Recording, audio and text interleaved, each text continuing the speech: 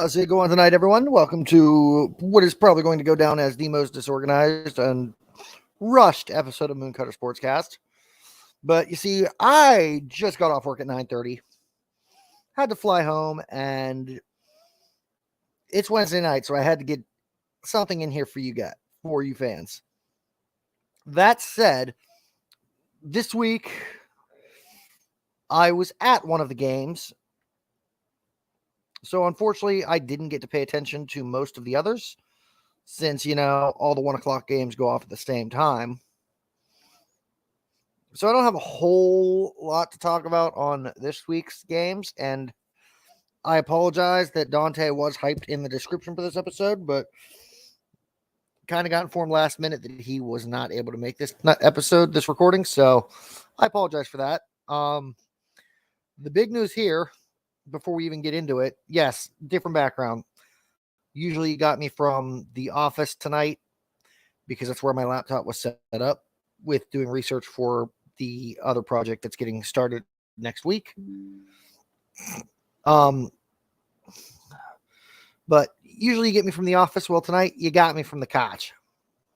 And yes, I said that with as much of a deep Pittsburgh accent as I could, because we'll get more into that later. But Tom Brady and Gisele Bündchen filing for divorce. Rumors are starting to speculate on multiple sources. I've seen a couple tweets. I cannot remember who, so I apologize. So I can't give the proper citation, but I've seen a couple tweets that it's rumored and speculated that Tom Brady may retire mid-season here to try and save his marriage. For the sake of for the sake of the Buccaneers, I hope not. But you never know. The biggest takeaways I have this week: San Fran actually looks like a team. Like, they've seemed iffy in the past first 3 weeks of the year, but I don't know if it's getting Jimmy G back after the Justin Field or Trey Lance injury or what, but they did some work against the defending Super Bowl champions.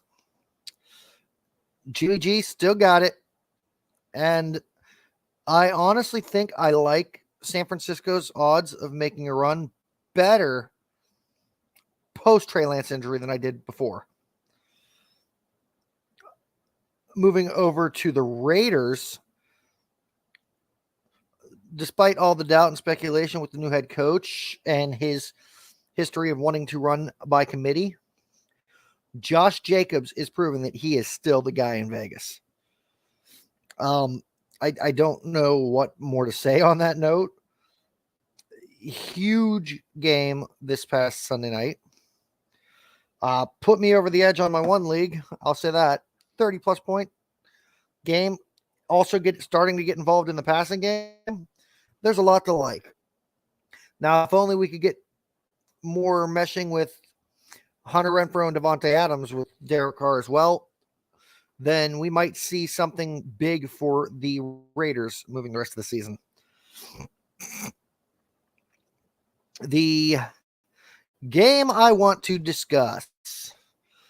I see I have somebody watching at home. Hi, please say what's up in the comments, whatever. If you have anything you want to add to what I've been saying, please do. Pittsburgh, or the Jets at Steelers this past Sunday. I was third row back on the 50-yard line behind the Steelers bench. And I got to say, this was a great game of adjustments. 2 big adjustments occurred in this game that ultimately each one of them swung it in a massive direction.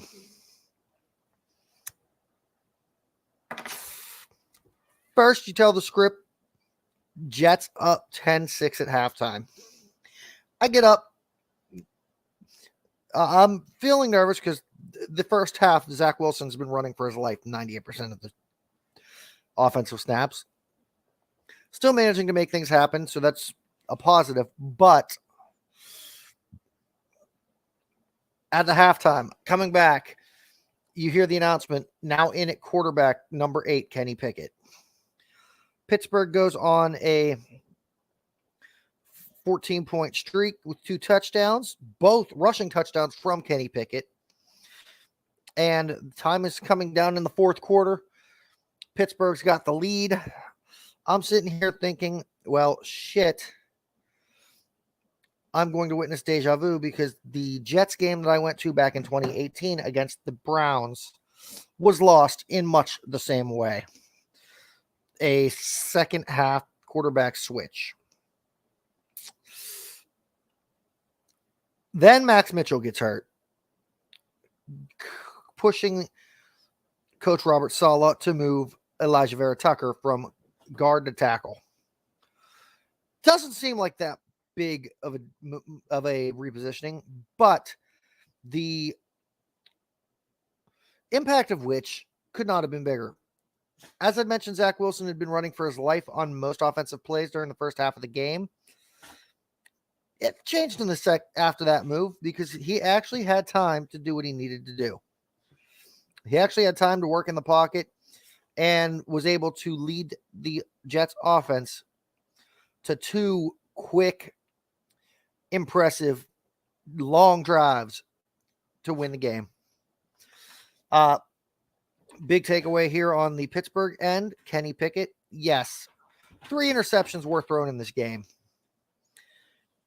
Yes, he right now on passing is 0 for 3 on touchdown to interception ratio. But taking into his leg movement, how well he was able to move the ball on the ground, as well as the fact that, I'm going to say it, I'm not a Steelers fan. I hate the Steelers more than any team in the league. That being said, you would generally expect me to dog on anything I see from the Steelers. But with this game here, what I saw from Kenny Pickett, there's really not much to dog. Yes, he threw 3 interceptions. But realistically, of those 3 interceptions, how many were his fault? We're going to throw up a big goose egg. The first one, which was his second or third offensive snap, deep to the end zone, that ball was square in Chase Claypool's hands. That should have been a catch. That should have been a touchdown, honestly. Not Kenny's fault that Zach mucks the catch, drops it right into the hands of a Jets receiver or defender. The second one was a clean rocket to Freiermuth. Got tipped away by a defender. The tip away led it to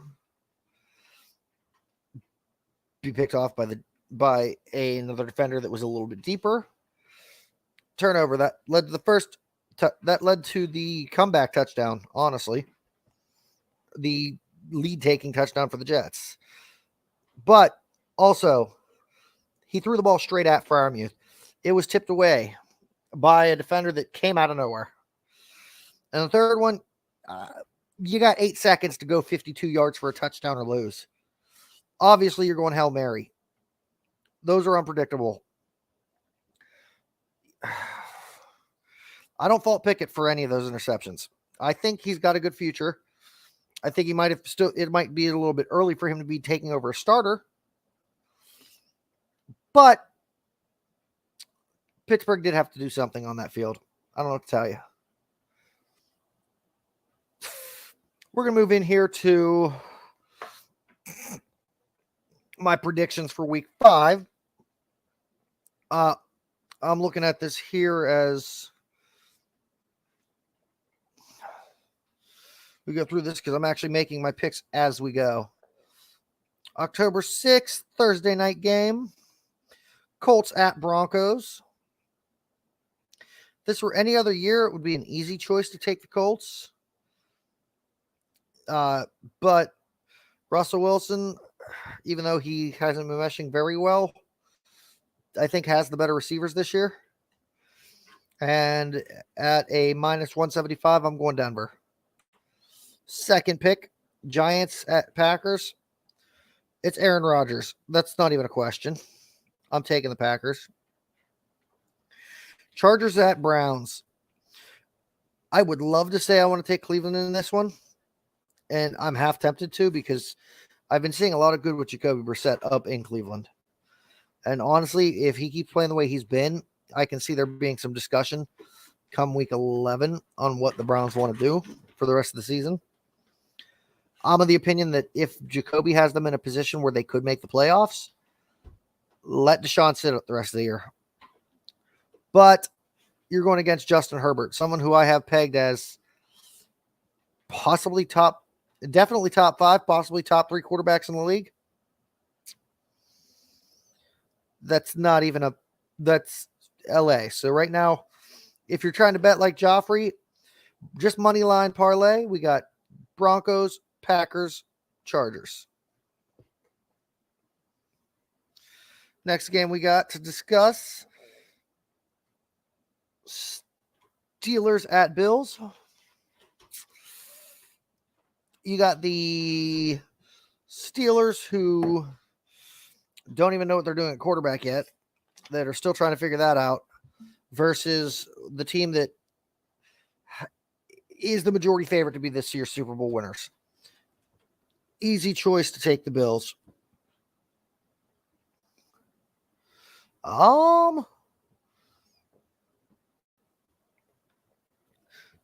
Dolphins at Jets. Let me find that one here.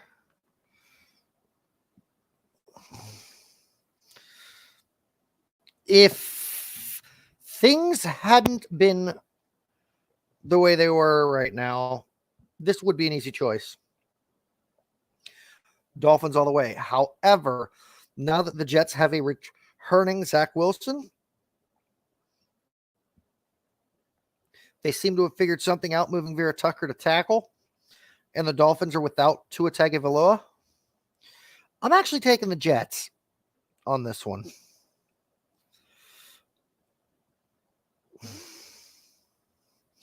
Call me crazy, but I think they're going to start making a spark. Plus, I think Robert Saleh is going to continue collecting his receipts.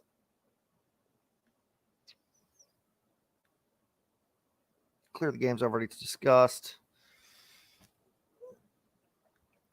Bears at Vikings. I don't see a whole lot of positive with the Bears. I don't think Justin Fields has progressed as much as they're liking. And yes, it was nice seeing Darnell Mooney come to life last week, but is that sustainable? Too many questions, too much that is yet to be proven. For now, I'm taking the safe bet and going with the Vikings.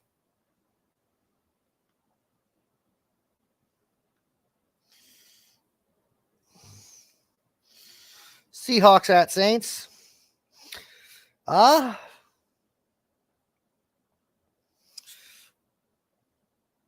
This one's a tough one.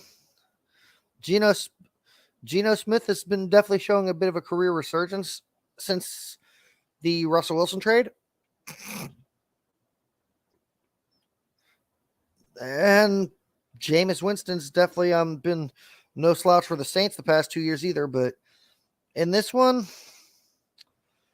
I'm going to go with the underdog. I think Seahawks take this win.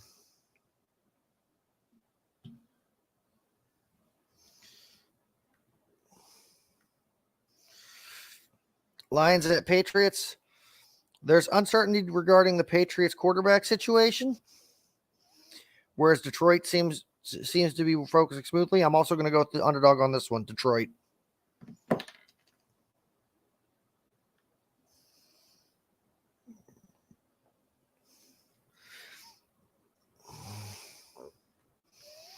Falcons at Buccaneers. Yeah, I'd already mentioned Tom Brady's marital woes. However, he's been doing this for 22 years. It's going to take a lot more to break up his professionalism and his focus on the field. Not to mention, he's finally got Chris Godwin back.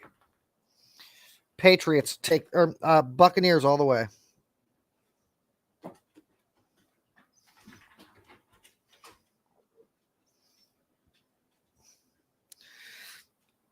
Titans at Commanders.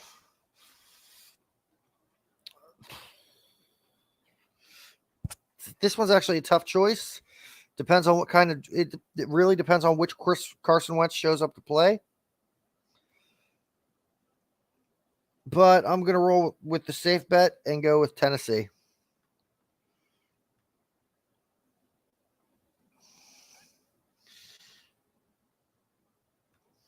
Texans versus Jags.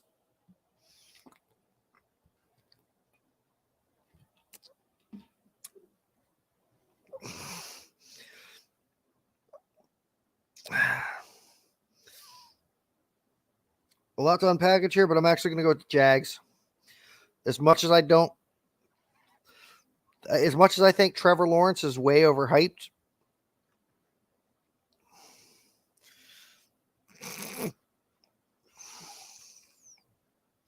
Niners at Panthers, for the very reason I gave earlier about Jimmy G,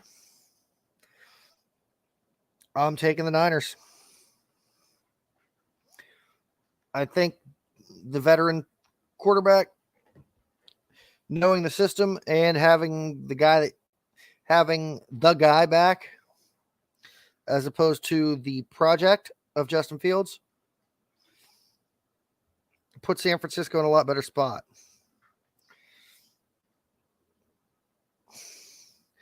Now, the game that I'm going to go against my better judgment on,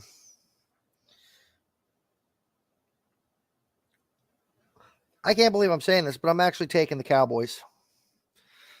At this point, Prescott is a week or two away from being healthy. Cooper Rush has been playing lights out. He's been playing like he wants that job. And the team's been rallying with him. I can honestly see that if Cooper Rush gets a win this Sunday against the defending Super Bowl champions, I think he might actually usurp Dak Prescott as the starting quarterback.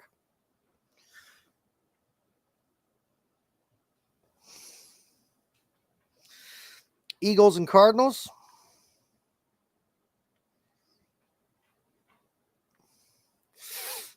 There's Philly's undefeated, and they've been playing pretty dominantly this year.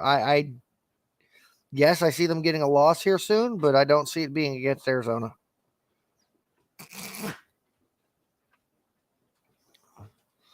And then the two games that are the hardest for me to choose.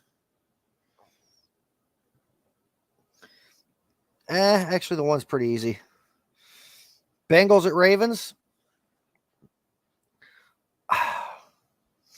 As much as I thought this would be that the AFC North would be the Joe Burrow show, that it would be the Bengals division to lose, I'm second guessing that now.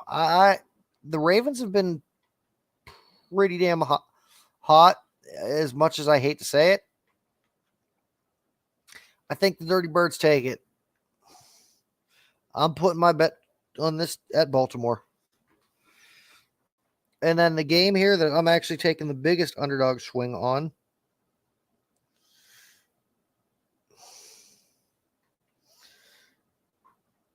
But I am going to take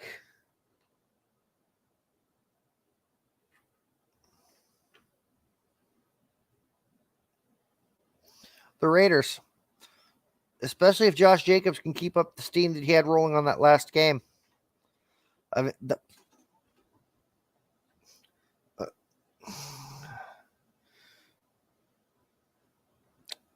what is this going to pay out if I do this?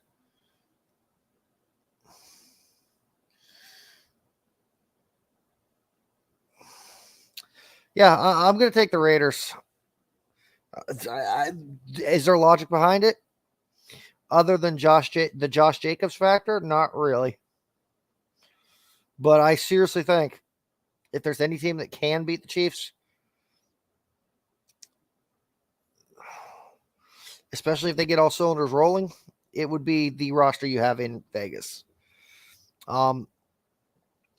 Again, guys, I apologize for this episode being so frazzled. I apologize for it being rushed and lack of preparation, but work happens. Also, it sucked not having Dante here, and I was expecting Adam to roll in, but I think he's still on another show.